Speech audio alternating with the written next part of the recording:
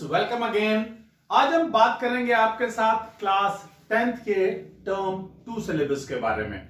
आज से टर्म 2 के सिलेबस को हम स्टार्ट करने वाले हैं और आपको टर्म 2 के सभी वीडियोस अब आपको मिलने वाले हैं। तो पहला टर्म 2 में जो अलजेब्रा है वो है आपके पास 10 मार्क्स का and there are 2 chapters in that algebra. One is quadratic equations, means chapter number 4, and arithmetic progression, that is chapter number 5 of your NCERT. So chapter number 4 यहां से स्टार्ट करते हैं. The name is quadratic equations.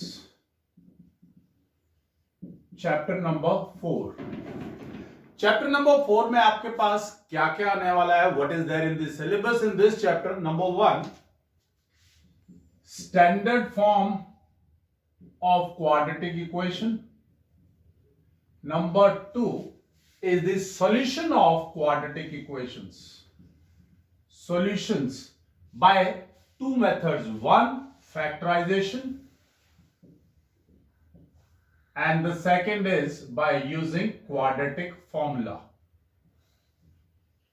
And number 3 is the relationship between discriminant and the roots, means nature of roots. यानी जो इसके solutions निकलेंगे उनको हम रूट्स कहेंगे, और वो जो रूट्स होंगे उनकी नेचर कैसी होगी, यानी वो किस टाइप के होंगे. And number 4, day to day life situations, यानी इन situations, day to day statement sums जिनको हम बोलते हैं. तो सबसे पहले बात करते हैं क्वाड्रेटिक इक्वेशन है क्या चीज. There are two words, one is quadratic and the second is equations. Equations you all know कि जहां पर भी equal to का साइन आ जाए, कोई भी ऐसी algebraic expression जिसमें equality का साइन है, that becomes equation. Equal to से वर्ड से ही आप equation को derive किया हुआ है.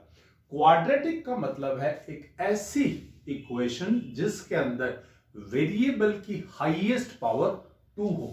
So what is the standard form, यानी जिसके साथ हम कंपेयर करने वाले हैं किसी भी क्वाड्रेटिक इक्वेशन को. This is the standard form. Here a is not equal to 0, because if a will become 0, so this kind of equation will not remain quadratic. अगर a 0 हो जाएगा तो एक्स स्क्वायर वाली टर्म खत्म हो जाएगी, means highest power of the variable will remain 1.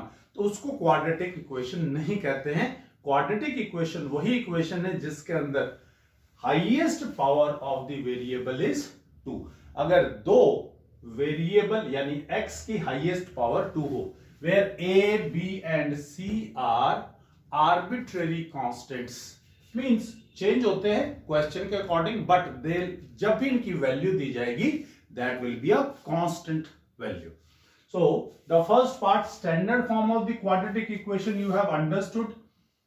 अब chapter number 2 के अंदर आपने पॉलिनोमियल्स को फैक्टराइज करना सीखा था. Factorisation method means splitting the middle term. So वही यहां पर फैक्टराइजेशन मेथड है, स्प्लिटिंग द मिडिल टर्म. तो आपके पास कोई भी क्वाड्रेटिक इक्वेशन, जैसे एग्जांपल लेते हैं, मान लीजिए it is 3x²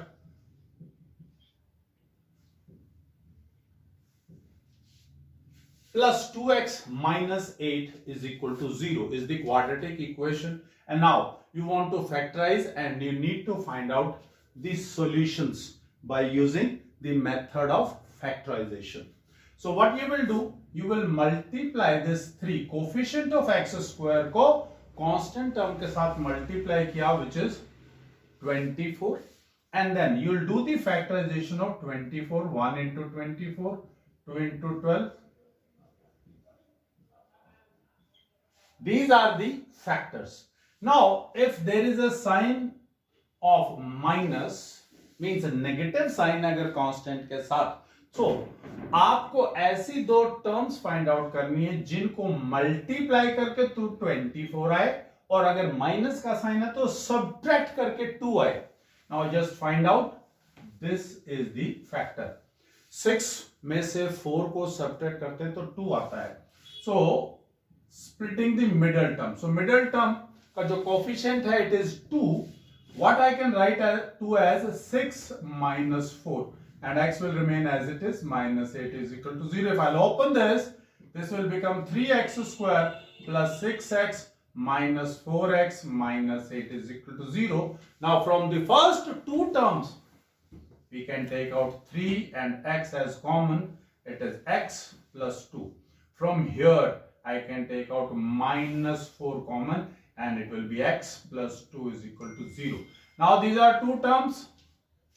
From the first and this term we can take out x plus 2 as common and we are left with 3x minus 4 is equal to 0. This was the factorization. Now we need to find out the solutions. Now product of two numbers is 0. So either this will be 0 or this will be 0. So what we'll write down? X plus 2 will be 0 or 3x minus 4 will be equal to 0.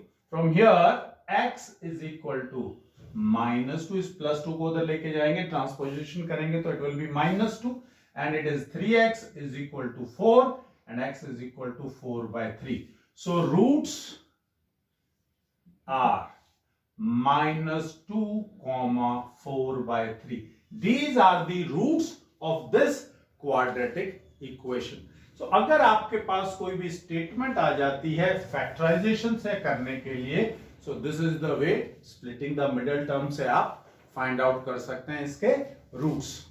And we'll discuss the quadratic formula in the next video. Till then, thank you very much.